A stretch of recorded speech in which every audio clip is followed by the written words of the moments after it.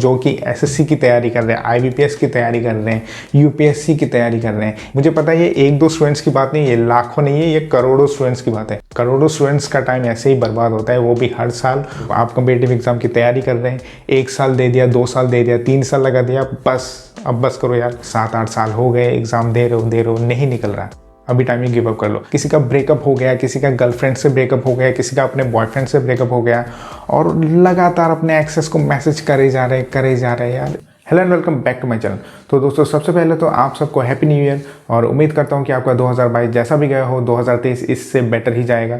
और 2022 हम एंड करके 2023 में एंटर कर चुके हैं, लेकिन अभी भी हम में से बहुत सारे लोगों का लाइफ अभी भी वही का वही है, कुछ नहीं बदला है, सिर्फ साल बदला है, लेकिन हमारी किस्मत अभी भी नहीं बदली है।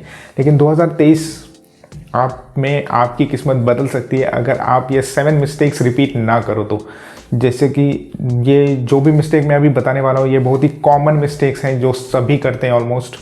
लेकिन अभी मैं ये सारे 7 मिस्टेक्स आपसे शेयर करना चाहता हूँ, ताकि मेरे साथ साथ आप लोग भी ये गलती रिपीट ना करो और 2023 आपका हो, सिर्फ आपका हो। तो दोस्तों, सबसे पहली गलती ये है कि सेट गोल्स। हम में से बहुत सारे लोग अभी भी अपने लाइफ को लेकर के बहुत ही कंफ्यूज हैं। हम लोग अभी भी अपना गोल नहीं सेट कर पा रहे।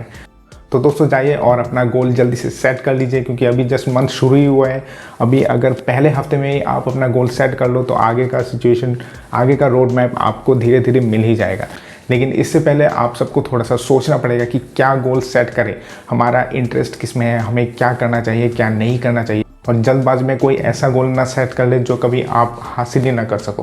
तो थोड़ा सोच समझ करके आराम से, अभी सिर्फ पहला हफ्ता ही है, तो आराम से सोचो गाइस, और जल्दी से जल्दी अपना गोल सेट करो और उस पर काम करो।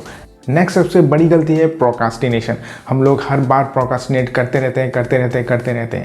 आज नहीं तो आज का काम कल करेंगे, कल का काम परसों करेंगे, परसों का काम इसके बाद करेंगे।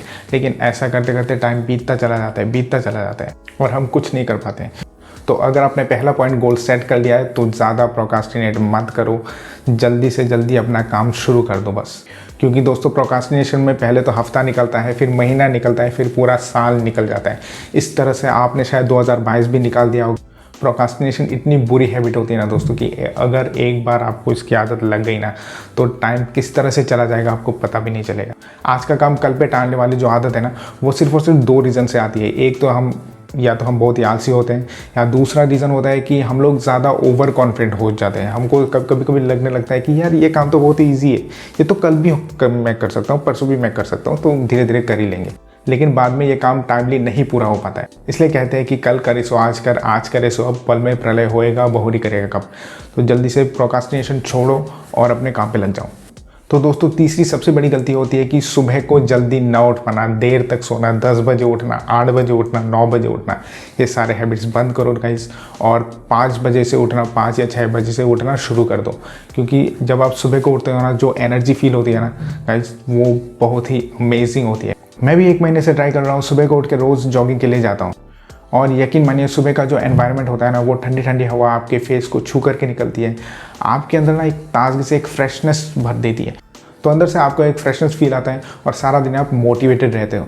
लेकिन सुबह को उठने का एक फ़ायदा ये भी है कि आपका जो दिन का जो टाइमिंग होता है वो थोड़ा बढ़ जाता है। तो दोस्तों, अगर आप सुबह को 10 बजे उठते हो तो ये जो सुबह को जो 3-4 घंटे का टाइम बीच में होता है वो आप यूज़ नहीं कर पाते हो, और आपके लिए दिन काफ़ी छोटा हो जाता है। तो मेरे हिसाब से आपको सुबह को उठना चाहिए, सुबह की एनर्जी को फील करना चाहिए। सुबह की एनर्जी को दोस्तों जब आप फील करोगे तब आपको काफ़ी अच्छा लगेगा, और आपका सारा दिन भी आई थिंक अच्छा ही जाएगा। तो आप में से कुछ लोगों का सवाल ये भी हो सकता है, तो जो देर से उठते हैं, मतलब जो 10 बजे 9 बजे उठते हैं, क्या वो सक्सेसफुल नहीं होते? बिल्कुल वो भी होते हैं, मैं ये नहीं कह रहा वो नहीं होते हैं। लेकिन इसमें एक कंडीशन है कि एक बात है कि जो अनसक्सेसफुल लोगों की जो तादाद है ना, वो सक्सेसफुल लोगों से ज़्यादा है। तो मैं एक्सेप्शनल केसेस की बात नहीं कर रहा हूँ। आप लोग खुद सुबह को उठिए, ज़रा अपनी एनर्जी को फील कीजिए, आपको खुद पता चल जाएगा। और दोस्तों, सिर्फ सुबह को उठने से ही नहीं चलेगा। सुबह को उठ करके आपको अपने सारे काम भी करने हैं, लाइफ में एक डिसिप्लिन लाना है। सब कुछ एकदम टाइम टेबल के हिसाब से होना चाहिए। जब आप अपने लाइफ में डिसिप्लिन लाते हो ना दोस्तों, तो आपकी लाइफ धीरे धीरे ट्रैक पे आने लगती है और आपकी लाइफ में चेंजेस भी होने शुरू हो जाते हैं। तो दोस्तों, याद रहे कि सुबह को उठ करके अपने डिसिप्लिन को फॉलो करना। अपने गोल तो आपने सेट कर ही लिया होगा पहले ही, प्रोक्रास्टिनेशन भी आपने छोड़ दिया है। तो जब आप डिसिप्लिन के रास्ते पे जाओगे, आपको बिल्कुल सक्सेस मिलेगी। तो दोस्तों नंबर 4 पे आता है क्विट बैड हैबिट्स। जी हाँ, आपको अपनी गंदी आदतें छोड़नी पड़ेगी, जैसे भी करके छोड़नी पड़ेगी। जो काम आप 2022 में नहीं कर पाए वो आपको 2023 में करके दिखाना पड़ेगा। जब तक आप अपनी गंदी आदतों को छोड़ोगे नहीं, आप आगे नहीं बढ़ सकते हो दोस्तों। और हर किसी के लिए आपकी जो भी बैड हैबिट्स है वो अलग अलग हो सकती है। जैसे कि किसी के लिए बैड हैबिट्स होती है स्मोकिंग करना, इसको आप छोड़ नहीं पा रहे हैं। किसी के लिए बैड हैबिट्स होती है ड्रिंकिंग करना, कोई पॉर्न एडिक्ट है, कोई मास्टरबेशन से एडिक्टेड है। जी हाँ दोस्तों, ये सारी आदतें हमको छोड़नी पड़ेंगी। ये सारे बैड हैबिट्स आप जितनी जल्दी हो सके छोड़ दें, नहीं तो आपके लाइफ में ऑब्स्टिकल्स आते रहेंगे और आप उन बाधाओं में फंस करके आप फ्रस्ट्रेटेड हो जाएंगे, एंग्जाइटी फील करेंगे, फिर गिल्ट करेंगे और खुद ही को कोसेंगे। मुझे मालूम है दोस्तों, हर साल हम खुद से कई सारी प्रॉमिसेस करते हैं कि हम ये बैड हैबिट्स अपनी जो भी है वो हम उसे छोड़ देंगे इस साल, छोड़ देंगे इस साल, इस महीने से छोड़ देंगे, इस हफ्ते से छोड़ देंगे, लेकिन ऐसा हो नहीं पाता है। लेकिन दोस्तों ऐसा करते करते आपका पूरा साल तो निकल ही जाता है। जल्दी छोड़ दो, क्योंकि क्या पता हमें जो भी एंग्जाइटी फील होती है, हम जो भी लो फील करते हैं, कहीं इन्हीं बैड हैबिट्स की वजह से तो नहीं। लेकिन एक बात मैं गारंटी के साथ कह सकता हूँ कि हम में से जितने भी लोग हैं, हम लोग मैक्सिमम 90% लोग को जितनी भी अपनी बैड हैबिट्स हैं, जो भी अलग अलग बैड हैबिट्स हैं, वो इतनी भी सीरियस नहीं होती है। वो एक्चुअली में हम छोड़ सकते हैं अगर हम चाहे तो जब तक हम यहाँ से मतलब अपने माइंड से खुद को कंट्रोल नहीं करना सीखेंगे ना, तब तक हम इन हैबिट्स को नहीं छोड़ पाएंगे। तो दोस्तों इसके लिए आप मेडिटेशन भी ट्राई कर सकते हैं अगर आपके लिए हेल्पफुल रहा तो, लेकिन सबके लिए मेडिटेशन हेल्पफुल नहीं होता है। तो दोस्तों आप लोग ट्राई कर सकते हैं, क्या पता मेडिटेशन से आपकी बैड हैबिट्स हट जाए। नंबर 5 पे आता है डोंट रिपीट मिस्टेक्स। जी हाँ, हम में से बहुत सारे लोग ऐसे हैं जो कि बार बार एक ही मिस्टेक को बार बार रिपीट करते रहते हैं, वो भी हर साल हर महीने। लेकिन हम अपनी मिस्टेक्स को सुधारना नहीं चाहते। किसी का ब्रेकअप हो गया, किसी का गर्लफ्रेंड से ब्रेकअप हो गया, किसी का अपने बॉयफ्रेंड से ब्रेकअप हो गया, और लगातार अपने एक्सेस को मैसेज करे जा रहे यार, एक ही गलती को कितनी बार रिपीट करोगे। ऐसी छोटी मोटी गलतियां हम लोग बार बार करते हैं। तो ज़रूरी नहीं कि आपका भी कोई ब्रेकअप हुआ हो तो आपका भी कोई सेम ही केस हो, बिल्कुल नहीं। आपका केस थोड़ा अलग हो सकता है, सबके मिस्टेक अलग अलग हो सकते हैं। कोई अपने करियर पे सेम मिस्टेक रिपीट कर रहा है, कोई अपने लव लाइफ पे सेम मिस्टेक रिपीट कर रहा है, कोई अपने फैमिली लाइफ पे सेम मिस्टेक रिपीट कर रहा है। रिपीटेड मिस्टेक कभी कभी इतने खतरनाक स्टेज पे चले जाता है कि वहाँ से आप बैक नहीं कर सकते। इसलिए जितनी जल्दी हो सके अपने मिस्टेक को सुधारें और उसको रिपीट ना करें। नंबर 6 पे जो गलती आती है वो काफ़ी इंटरेस्टिंग है और हमें से बहुत लोग ये करते हैं, और उस चीज़ का नाम है डोंट गिव अप। यही बोलते हैं ना motivation speaker, don't give up, don't give up. मैं बोलता हूँ कि प्लीज़ गिव अप। जी हाँ, प्लीज़ गिव अप।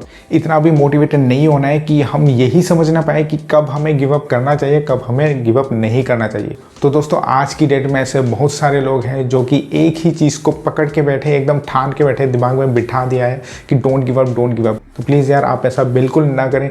टाइम रहते रहते अगर आपने गिव अप कर दिया ना, तो आपको कोई दूसरा तीसरा ऑप्शन ज़रूर मिलेगा। और मैं ये बात हवा में नहीं कह रहा हूँ, मैंने भी ये चीज़ फेस करी है।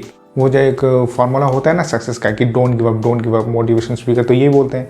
लेकिन ये चीज़ इतनी गहराई तक चली जाती है ना कि कभी कभी हमें पता ही नहीं चलता कि हम कहाँ पे जा रहे हैं। हर किसी के कंडीशंस अलग हो सकते हैं गिव अप करने के। कोई हो सकता है अपनी एक मेंटेलिटी को पकड़ के बैठा हो, नहीं मुझे इसी जॉब पे रहना है, यही जॉब करना है, यही जॉब मेरे लिए अच्छा है। लेकिन वो अंदर ही अंदर वो जानते हैं उसके लिए जॉब अच्छा नहीं है, लेकिन वो उसे छोड़ नहीं पा रहा है। क्यों?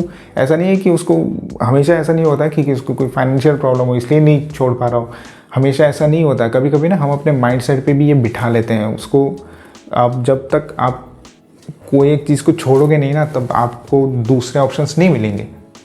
और ये मैसेज मैं उन स्टूडेंट्स तक भी पहुंचाना चाहता हूं जो कि एसएससी की तैयारी कर रहे हैं, आईबीपीएस की तैयारी कर रहे हैं, यूपीएससी की तैयारी कर रहे हैं। एक टाइम पे मैं भी तैयारी इन सब में कर चुका हूं और बहुत साल मैं इनमें गवा चुका हूं। मुझे पता है ये एक दो स्टूडेंट्स की बात नहीं है, ये लाखों नहीं है, ये करोड़ों स्टूडेंट्स की बात है। करोड़ों स्टूडेंट्स का टाइम ऐसे ही बर्बाद होता है, वो भी हर साल। और इसी स्ट्रेटजी के साथ वो गोल रखते हैं अपने लाइफ का कि don't give up, don't give up. मैं कहता हूँ दोस्तों प्लीज़ गिव अप। आप कम्पिटिटिव एग्जाम की तैयारी कर रहे हैं, 1 साल दे दिया, 2 साल दे दिया, 3 साल लगा दिया, अब बस करो यार, अब ख़त्म करो इसे। इट्स ओके अगर आप एसएससी, आईबीपीएस, यूपीएससी की तैयारी कर रहे हो और आपको मेरा ये वीडियो देख करके थोड़ा बुरा फील हो कि यार ये तो डीमोटिवेट कर रहा है, तो मैं ये बिल्कुल एग्री करता हूँ। जी हाँ, मैं बिल्कुल इस मामले में मैं बिल्कुल आपको डीमोटिवेट करना चाहूँगा, क्योंकि ये 1-2 स्टूडेंट्स की बात नहीं है दोस्तों। मतलब ऐसा हाल है कि लोगों का ना करियर बर्बाद हो रहा है इसमें इस चीज़ को मैं भी झेल चुका हूँ। इसलिए जो चीज़ मैंने फेस करी है, मुझे पता है आप में से करोड़ों लोग वही चीज़ फेस कर चुके हो या तो अभी भी कर रहे हो। 7-8 साल हो गए, एग्ज़ाम दे रहे हो, नहीं निकल रहा।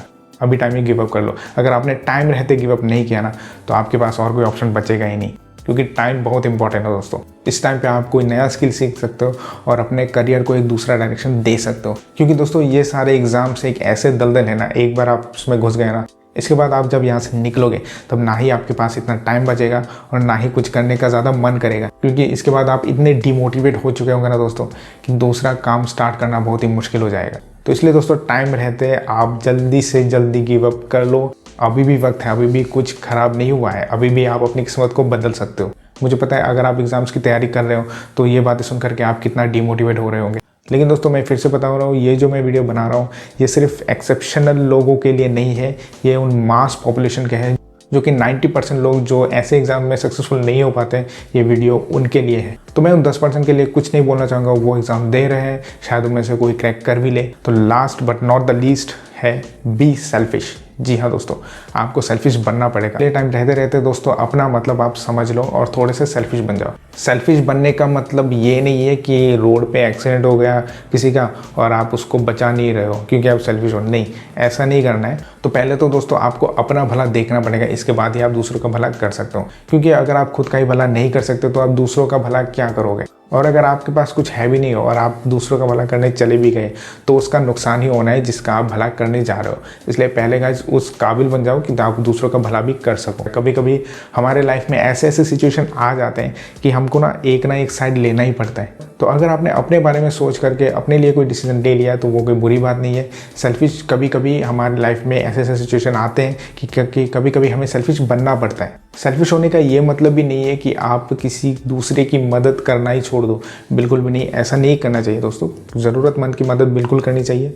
तो दोस्तों सिचुएशन और कंडीशन के हिसाब से आपको ये समझना पड़ेगा कि कब आपको सेल्फिश होना है, कब आपको सेल्फिश नहीं होना है, और इमोशनल होकर के कभी भी डिसीजन ना ले। तो दोस्तों ये थी 7 गलतियाँ जो कि हम लोग हर साल करते हैं, लेकिन इस साल आपको रिपीट नहीं करना, तभी जाकर के 2023 आपके लिए काफ़ी अच्छा हो सकता है। तो दोस्तों आज के लिए बस इतना ही, फिर मिलते हैं नेक्स्ट वीडियो में। जय हिंद।